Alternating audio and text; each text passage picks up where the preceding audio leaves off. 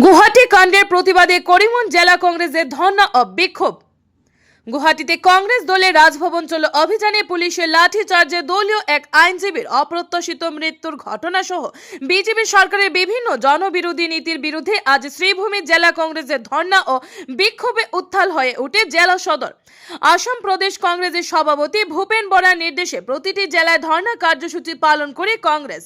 আজ কংগ্রেসের ধর্ণায় উত্তাল হয়ে উঠল শ্রীভূমি জেলা সদর। জেলা কংগ্রেস সভাপতি রজত চক্রবর্তীর নেতৃত্বে কংগ্রেসের বিভিন্ন কর্মকর্তা পুলিশ সুপার কার্যালয়ের সম্মুখে ধর্ণা শেডে বিজেপির বিরুদ্ধে বিভিন্ন স্লোগান দিয়ে অফিস পাড়া উত্তাল করে তোলেন। পরে জেলা আয়ুক্তের কার্যালয়ে উপস্থিত হয়ে জেলা আয়ুক্তের মাধ্যমে রাজ্যপালের উদ্দেশ্যে একটি স্মারকলিপি প্রদান করেন কংগ্রেস নেতা কর্মীরা। শ্রীভূমি থেকে সুস্মিতা দাসের প্রতিবেদন। সমগ্র ভারতবর্ষে প্রত্যেকটি রাজ্যে নিখিল ভারত কংগ্রেস কমিটির নির্দেশ মর্মে আসাম প্রদেশ কংগ্রেস কমিটির মাননীয় সভাপতি ভূপেন বরার নেতৃত্বে গৌতম আদানি এবং বর্তমান সরকারের প্রধানমন্ত্রী নরেন্দ্র মোদী মহাশয়ের যে নেক্সাস এবং সুদীর্ঘ ১.৫ বৎসর থেকে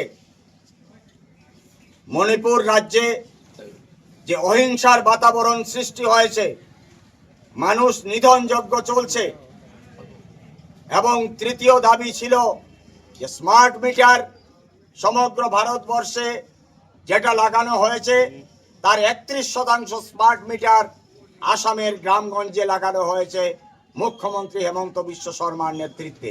দাবি নিয়ে ভূপেন কুমার বরা এবং আমাদের সিএলপি লিডার দেবব্রত শইকিয়া আরো কংগ্রেসের প্রথম সারির নেত্রীদের নেতৃত্বে রাজভবন ঘেরাও কার্যসূচি অনুষ্ঠিত হয়েছিল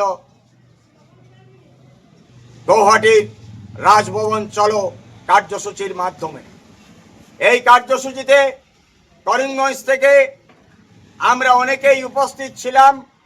অত্যন্ত গণতান্ত্রিক পদ্ধতিতে স্লোগানের মাধ্যমে আন্দোলন চলছিল, কিন্তু হঠাৎ করে বিনা প্ররোচনায় আসাম সরকারের পুলিশ বাহিনী অত্যন্ত নির্মমভাবে টিয়ার গ্যাস চালিয়ে, একসঙ্গে 3টি টিয়ার গ্যাস চালিয়ে এই অবস্থান ধর্মঘটের মধ্যে টিয়ার গ্যাস প্রয়োগ করা হয়, যার ফলে আমাদের প্রদেশ নেতৃত্বের মিডিয়া সেলের সেক্রেটারি মৃদুল ইসলাম মহাশয় সেখানে মৃত্যুবরণ করেন। আমরা মনে করি তার এই মৃত্যু, তাকে হত্যা করা হয়েছে আসামের বর্তমান মুখ্যমন্ত্রী হেমন্ত বিশ্ব শর্মা, ওনার নির্দেশে আসামের পুলিশ বাহিনী অত্যন্ত ডেসপারেটলি আমাদের এই কংগ্রেস নেতাকে হত্যা করেছে। ইতিমধ্যে আমার রাজ্যিক সভাপতি দাবি করেছেন যে জুডিশিয়াল এনকোয়ারির মাধ্যমে এর তদন্ত করতে হবে। আরো বিভিন্ন দাবি আমরা ইতিমধ্যে আমাদের রাজ্যিক সভাপতি উপস্থাপিত করেছেন। আমরা মৃদুল ইসলামের এই মৃত্যু বৃথা যেতে আমরা দেব না। আমরা সমগ্র ভারতবর্ষে এবং আসাম রাজ্যে ইতিমধ্যে রাহুল গান্ধীজি তার এই মৃদুল ইসলামের এই মৃত্যুকে কেন্দ্র করে সংসদের মধ্যে উত্থাপন করেছেন এবং আজকে আমরা সমগ্র রাজ্যে মৃদুল ইসলামের এই মৃত্যু কেন্দ্র করে অবস্থান ধর্মঘটের মাধ্যমে আসামের মহামান্য রাজ্যপাল এর উদ্দেশ্যে জেলা ডিস্ট্রিক্ট কমিশনারের মাধ্যমে আমাদের অবস্থান ধর্মঘটের পর আমরা মেমোরেন্ডাম সাবমিট করব।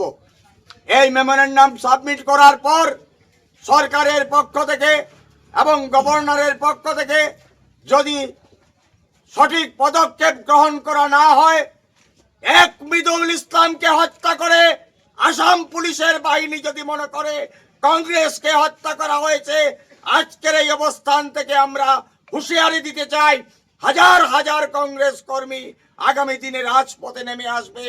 কত বন্দুক, কত গুলি, কত লাঠি আসাম সরকারের আছে।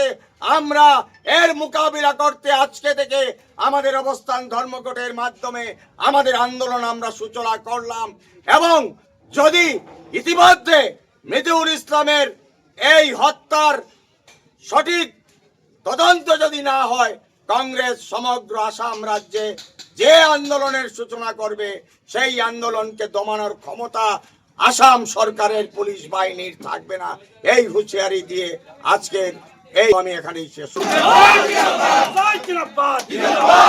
इस्लाम अमर रहे, इस्लाम अमर रहे।